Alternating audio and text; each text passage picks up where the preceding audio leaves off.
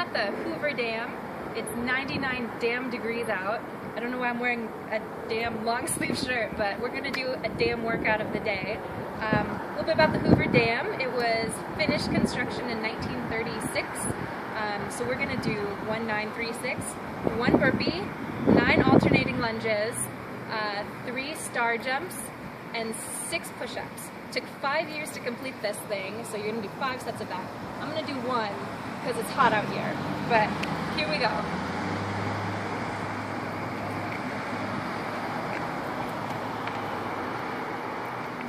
One, 2, 3, 4, 5, 6, 7, 8, 9, 3 star jumps, 1, 2, 3, and 6 push-ups.